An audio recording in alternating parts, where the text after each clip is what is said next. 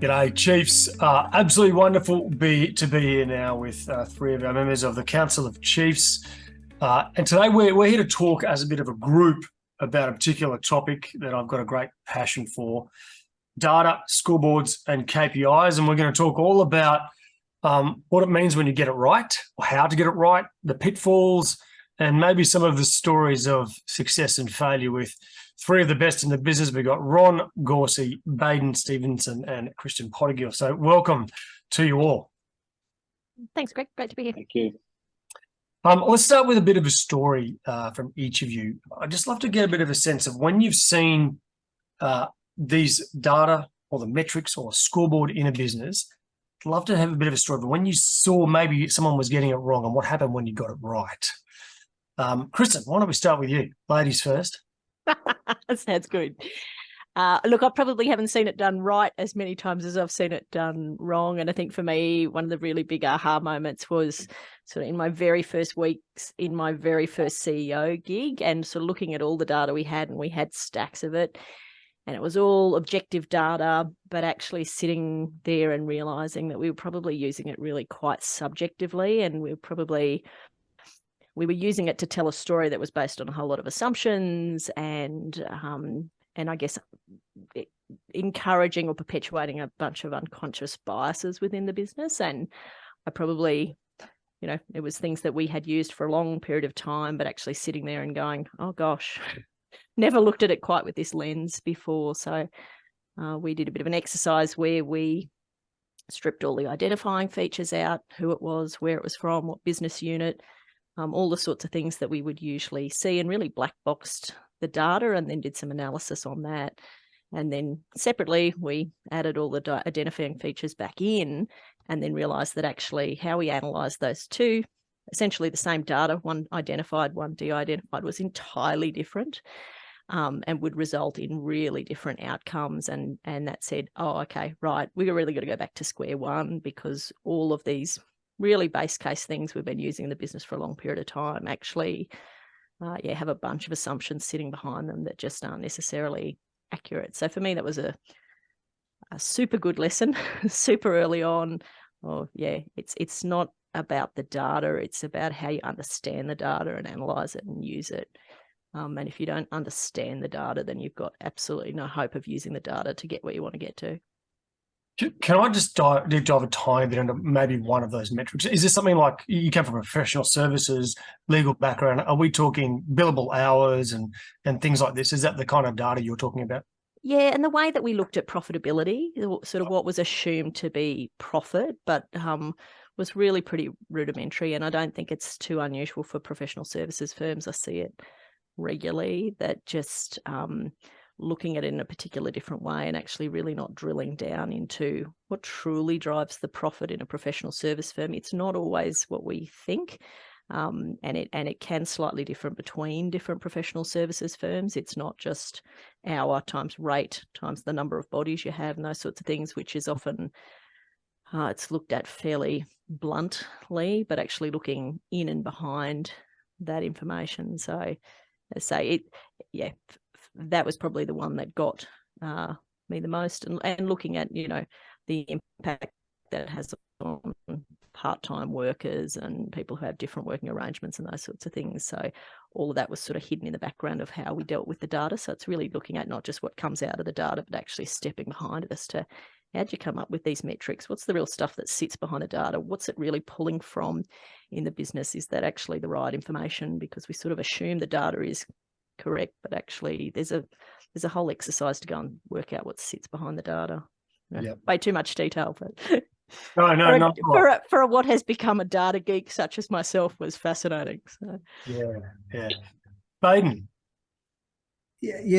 Greg, from a sporting perspective, as Ron knows, sometimes you can just be your self-value, or you can just be measured on the wins and losses, and certainly also that's on the field. And then with commercial team, it is you can set some big stretch targets or some big audacious goals, but often if you aren't able to achieve those KPIs or those goals, there's a feeling of that I've failed, or I'm deflated, or I haven't really enjoyed the ride. So what I've learned over my time is to try and with our scorecards and our KPIs, that we're evaluating our core business and understanding our core target, but we're also putting a percentage of how we review ourselves on our value piece and our culture. So what are the for us, it's 4 behaviours that we're going to either call out or reward,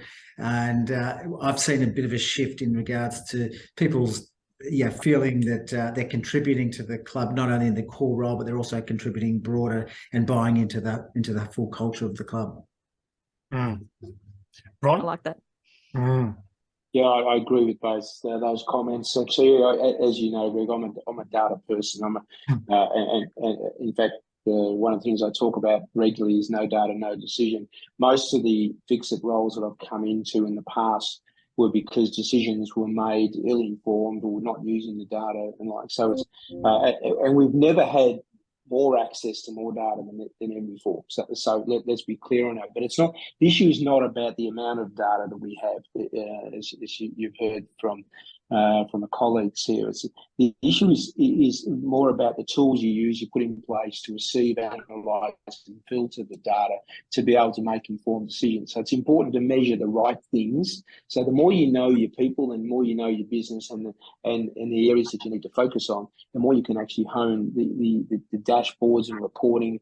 There's a plethora of multi-dimensional analytical tools that are present today. So choosing the right things for your business, applying them to your people well, so you're working with them to measure the right things in the right way and the things that they're going to be motivated on and often paid against as well. And then setting them up correctly. Part of the things that I'm doing with the role of heading up advisory at DB Results is making sure that the data is set up so it can be used effectively, which then leads to the other point about the importance of settling in on one source of truth. As Chris mentioned, I see so many businesses that have got data points and sources coming from everywhere, and you talk to the CXOs and they don't have a lot of confidence in what's in front of them. So it's really important to settle in on what is that single source of truth. How accurate is it? How correct and how meaningful is it to the business? I suppose that takes me to the next point or next question. Really, is the concept is that there is so much data, not more than ever before, and so we're talking the organising principles here. If I just try and summarise and draw it out of you, is get really clear on what the source of the data is and make it accurate. Is that correct? That's number one. And 2, turn that data into meaningful scoreboards. Right now, I want to talk about scoreboards. So there's corporate scoreboards and there's scoreboards for teams and individuals. Let's talk probably executive level or exec team kind of scoreboards. What are the 2 or 3 most important KPIs or measures for exec level scoreboards? I might start with you, Ron. We'll go back in the reverse order, Ron, and then Baden, and then Kristen. Yeah, I think going back to what all of us have said before, it's the better you understand the business and better you understand the people, you know what you're measuring, right? So I'm a big believer in dashboards, and you don't need something that's a cockpit of a plane type dashboard, but certainly I'm a big believer in dashboards that give you a visual representation immediately as to what are the key things in the business. So and each business is different. So as you heard Chris said, if the business is about profitability, then how do I measure that? If it's about pipeline, whatever your business is about, the answer to your question could change quite dramatically depending on the focus of the business. But it's really important, as Baden says, you identify the 3 or 4 things that are really critical to your business. And then you have a way of representing that information in a quick snapshot that is up to date, accurate, and meaningful to you, as you said in the intro and the question. So, but I don't think you can actually have a blanket dashboard across businesses. It really depends on what you're trying to measure. Yeah, sure. Yeah. Baden, you agree with that, mate, or anything to add? Yeah, no, look, I do. And I just think, Ron's point around so much data and just working out what's gold and what's important and what's noise. And, if I could just take it from the sporting perspective, the athletes of today, when they're training, they know how fast they run, how far they run, how many contacts they do. There's 4 different cameras on every single training, and it can actually become overwhelming for young players who have different learning styles and can be thinking about so many different things. Just before we jumped on the podcast, I walked past my performance manager and I had a 30-second conversation about something that he did. He put a massive focus on running speed data, and he said players were actually coming off the training paddock and going straight to looking for a metric, and he said they became so fixated on it, almost became irrelevant and it gamified, and actually they started focusing on the wrong things. So we've actually pulled that right back. So that was just one example where too much data and not just get the top 2 or 3, because you can put a list of 10 things and maybe some of the execs, and we all have to juggle lots of balls, but certain staff or people in the organization, keeping it nice and simple, just having the 2 or 3 core roles or responsibilities, and support them and let them go hard after those targets, as opposed to thinking too much.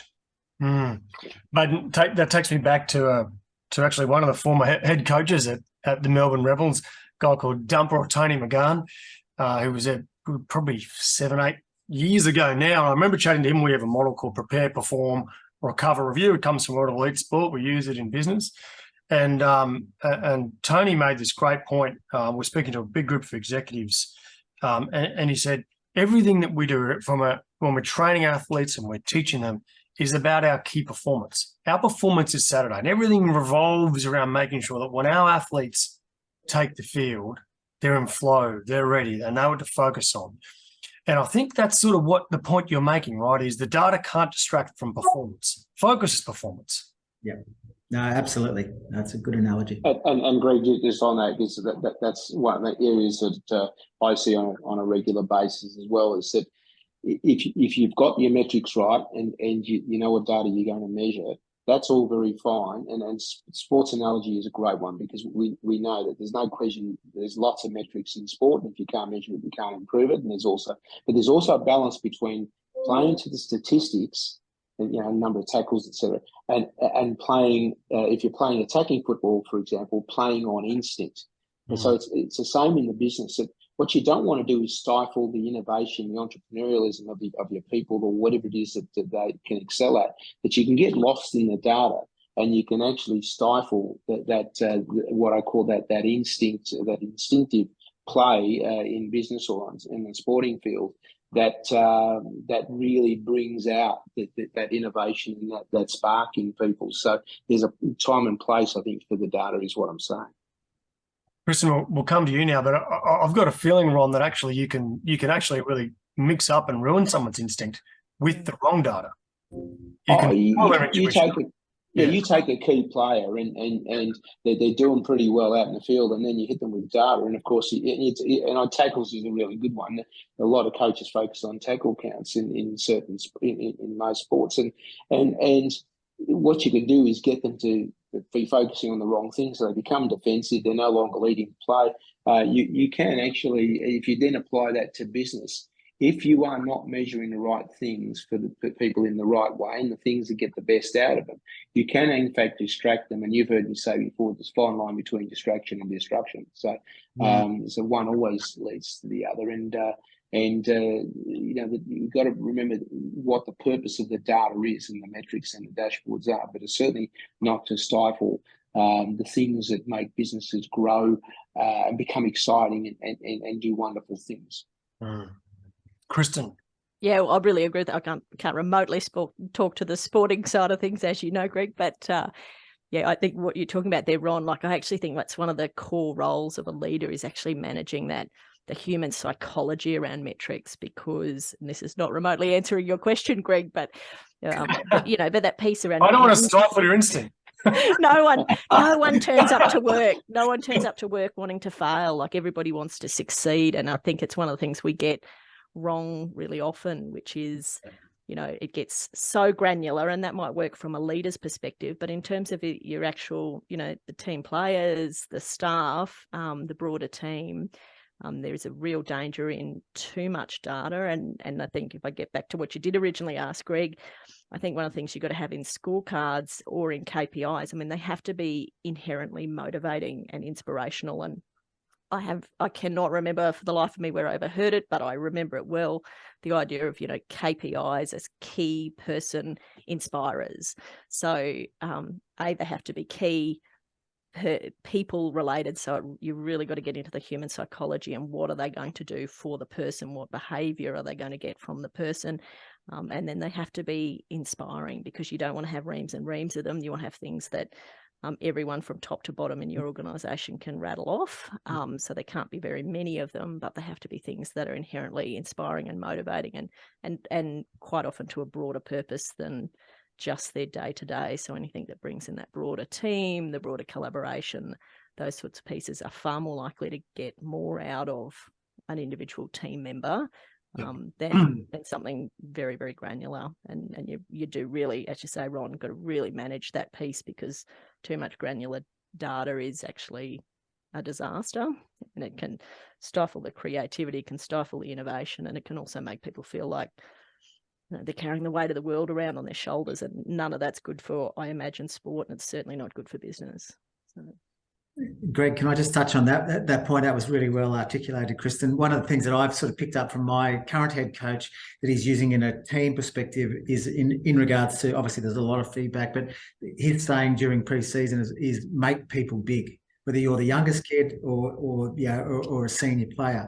And I've sort of tried to take that a little bit into slightly different with the commercial staff, and just try and, yes, I'm obviously always supporting and encouraging, but that's saying make people big, give them confidence, and I'm starting to see the fruits of that a little bit around just the behaviours and the confidence, because it can be if they can get pulled down or not feeling like they're getting too many wins, you get into a little bit of a cycle. So just looking for ways which I can try and make them feel big. Especially for people who are used to being high performers or in high performing groups, like it's really heavily weighted that they can be put off by that stuff so very quickly. That's a good one, Baden. I like that. And the focus there has been on how to use data positively, right?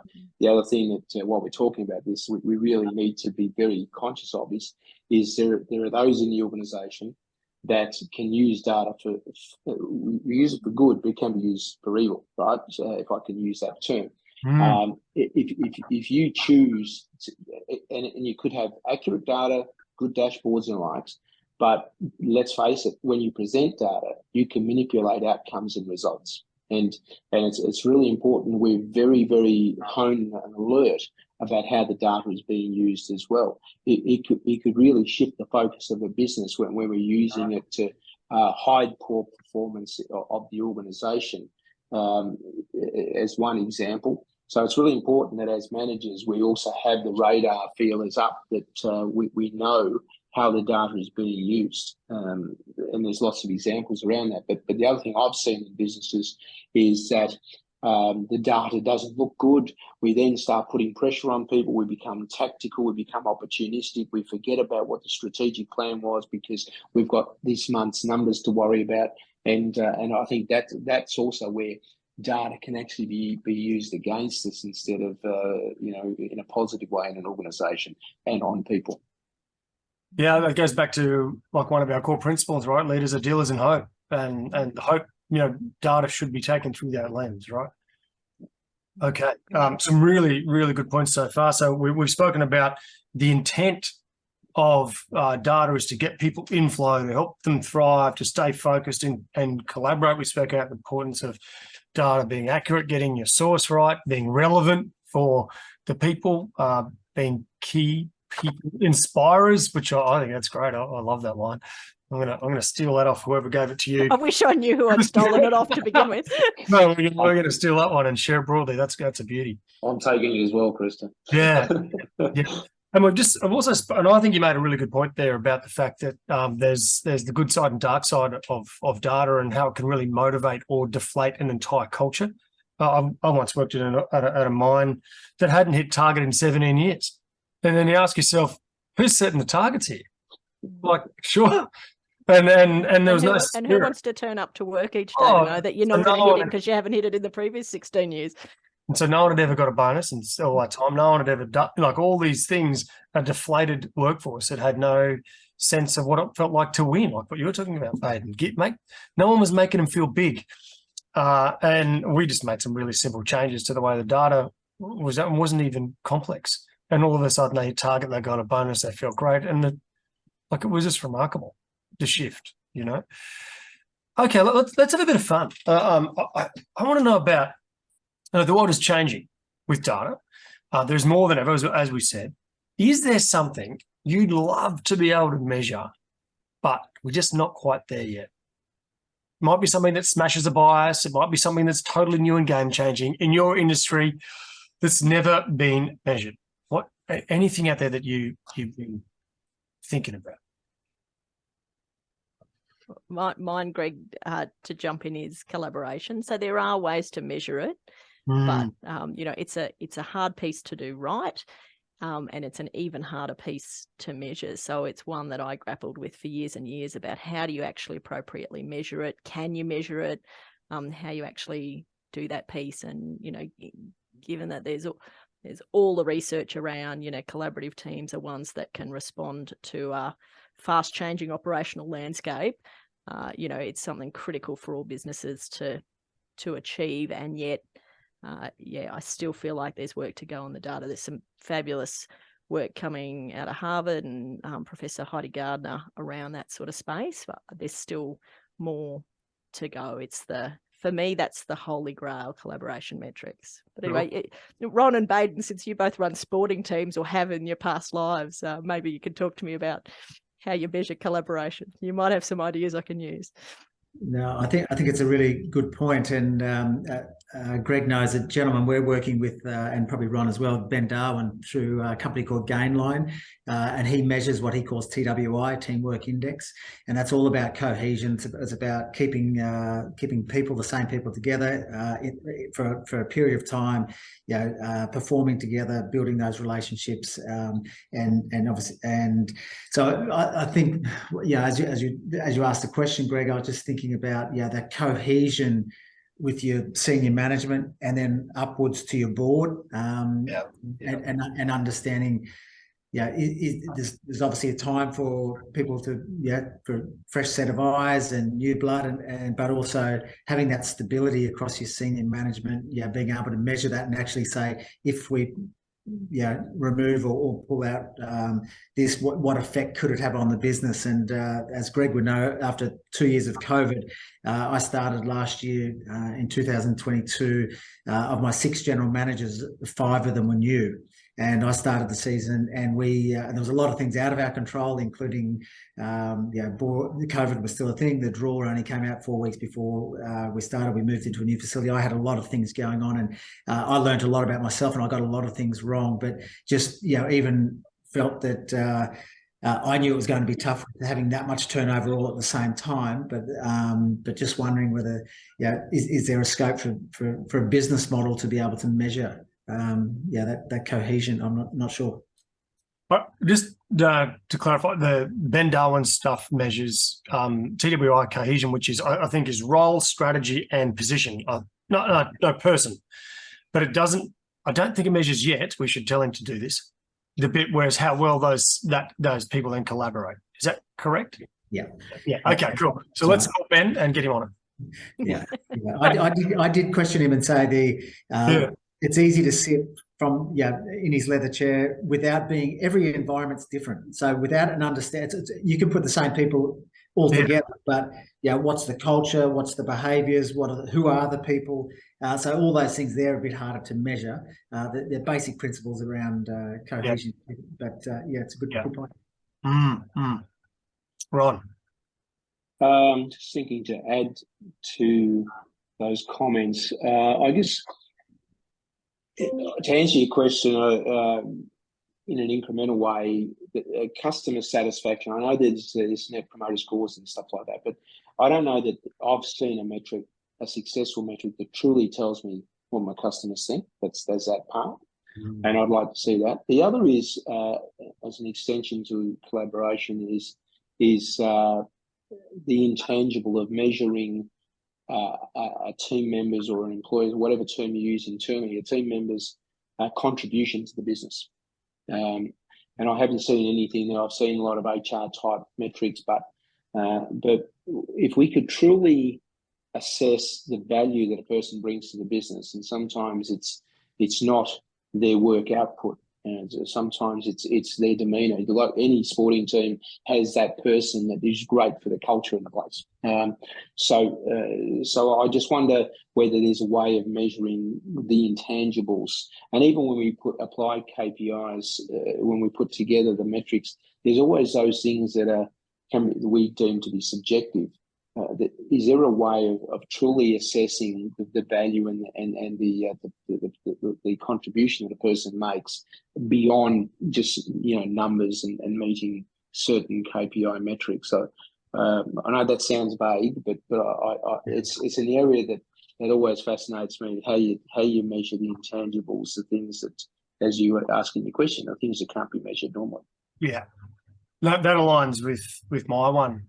Ron, where in the athletic world, you'll often see like a player profile. And so here's a particular position and a player in that position, and all the different metrics we would say would make that athlete fantastic across a whole. It might be 20, 30, even 40 metrics across a bunch of categories, from physical conditioning to technical, tactical skill, everything, right? Yeah. But in the corporate world, we don't tend to have those sort of profiles. So I'd love to see more of an executive level profile about the quality of their skill and ability across a whole range of key factors, such that we could say, well, not only so we can see where their contribution, but then we know where to coach them accurately and assess performance. Because one of the pitfalls I see in executives coming up is someone in their team is performing poorly, and without any form, like a real use of any scientific method, they just decide the person is a low performer, put pressure on them, use data with evil intent, and kick them out the door, as opposed to working out where on earth could I help this person and deal some hope, Yeah. I think, Greg, the resilience is something that we talk a lot about in our organisation. But how do you measure that? Like, is it subjective? Is it a gut feel? You want to try and support and grow resilience people, because nothing's a straight line in life or business. So there's probably not too many markers or say this is how you mark it or reward it. Yeah. And I wonder if these wearables might start to give us a bit more data about that, right? Now we're getting some more data around everything from heart rate to stress levels. Maybe that might be the thing in the future, that we can see how two people in the same role respond physically. Yeah, very, very interesting. What I'd like to do is finish with just giving each of you perhaps a minute or two to have the floor and just talk maybe about a bit of wisdom, or a final lesson, or a message to pass on to other chiefs, executives, aspirational leaders about metrics and what you'd love them to use them for. Does that sound good? That's good. Kristen, lead us on.